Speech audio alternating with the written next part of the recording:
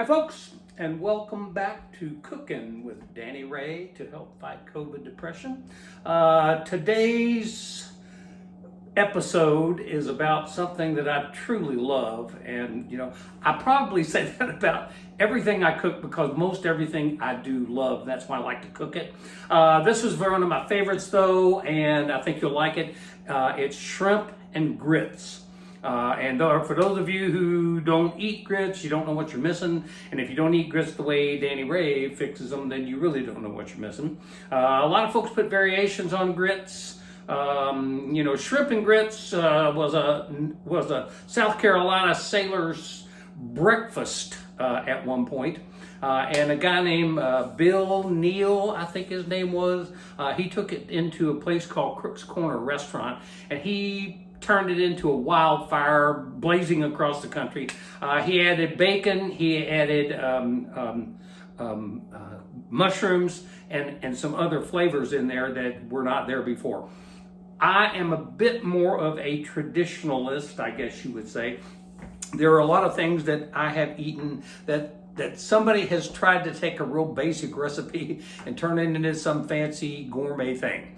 That tends to make me a little crazy, but it's like biscuits and gravy. I have had biscuits and gravy in all kinds of places, and everybody's kind of got their take on them, but the basic biscuits and gravy is kind of the way it is. So today, shrimp and grits, I'm going to show you how I make grits, and I hope you'll enjoy it. Stay tuned. Okay, here's what I have done, so you'll know. I have taken equal parts of water. This is a half cup. This is half and half, and it's a half cup. I guess that's what they mean by equal parts, huh? This is chicken broth, and it is a half a cup also. This is my own measurement. This is butter, and this is a big glob of it. Now, I'm going to turn that on high, and we're going to start cooking some grits. Now, I would tell you this. The one thing you do not want to do with grits is turn your back on them. That will come back to bite you, I promise. My second favorite wooden spoon.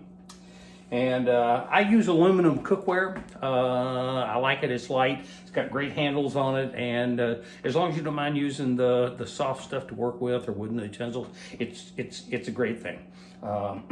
Now, we're not gonna stand here and twiddle our thumbs until this comes up. I'm gonna wait till it comes up to a boil, and then I'll come back and get you, okay? Okay, I'm back. I'm watching this right now. Now this combo of milk and butter and cream and all that junk, it'll start simmering sort of kinda, and then it will explode. So you have to keep an eye on it. Now I'm also adding a couple of nice pinches of kosher salt and a few grinds of black pepper. So you got the salt and the pepper. Now, having seen this before, this is getting ready to explode right here, I can tell you right now. So I'm gonna give it just a little quick stir. Oh yeah.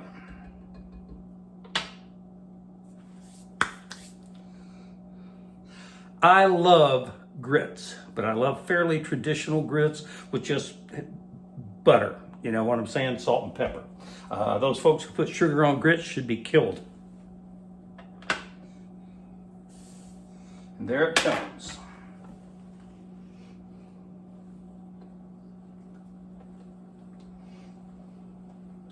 Now I'll turn the temp down on this a little bit.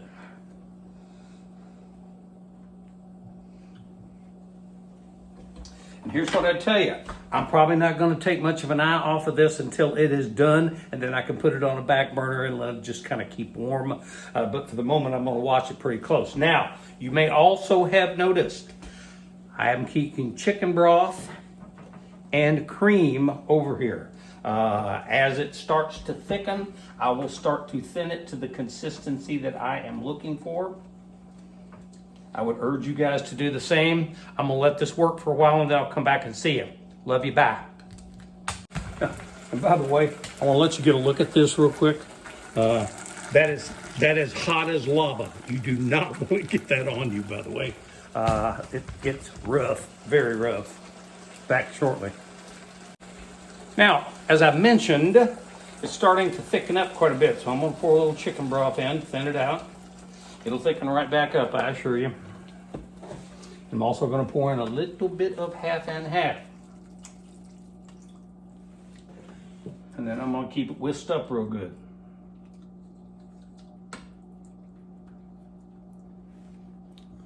Yummy. By the way, folks, I usually let these cook somewhere between 18 and 20 minutes, give or take. But I am constantly keeping an eye on them and thinning them and watching them thicken, until they get to the consistency that I like. All right, I'm back, and I'm watching these very, very closely, and they are not quite to where I need them. I got about another 10, 12 minutes to go. I thought I would mention to you that this is being shot on February the 3rd, and I am old enough to know better, but still too young to care today.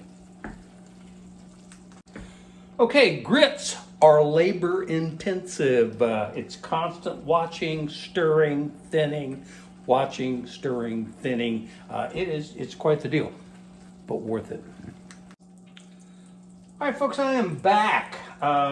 Grits are done. About 20 minutes worth there. I've got them on the back burner on warm right now, and they're going to hang tight for a little bit. I am working on the next batch of fun. There's about this, and by the way, this is not a low-cal dish. Just want you to know that. So if you're looking for healthy and low-cal, you've come to the wrong place for sure. There's a whole stick of butter in here, and probably 2 tablespoons of garlic, if I were guessing. As you can tell, I am not much of a measurer. I mentioned on the forefront about 1/4 cup of each of those. That's only because I like to use equal parts to start with, but then the rest of it just comes like it comes. So now the shrimp that I am about to put in here in a second, when this garlic has time to kind of render down and get some of that delicious garlicky flavor in there. I love garlicky flavor. Oh, I love this stuff, man. I'm going to put these shrimp in there. If you can see that right there. These shrimp have been soaking in I'm going to call it a blackening seasoning, although I do not blacken anything by traditional techniques, because if you do that in here, you send up a cloud of smoke and you set off every smoke alarm in the building just about.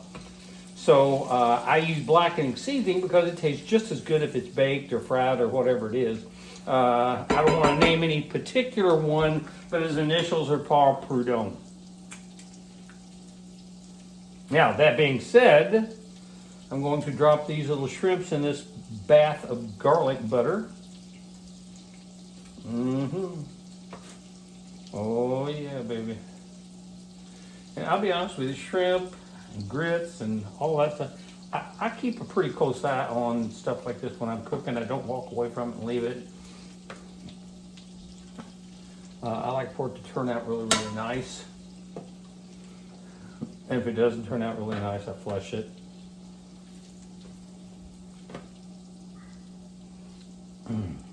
Sometimes even if it doesn't turn out really nice, I eat it anyway. Folks, since I am talking to you on my birthday, and so many of you out there sent me these wonderful birthday wishes. Thank you very much, and thank you very much for watching Cooking with Danny Ray, and we'll be back in a minute. Okay, the shrimp, which are my favorite part, by the way. No, they're not really. The grits are my favorite part. The shrimp, take a look at these beautiful shrimp, dude. Whoa. Yummerific. There. Yep. And they smell as good as they look, believe me.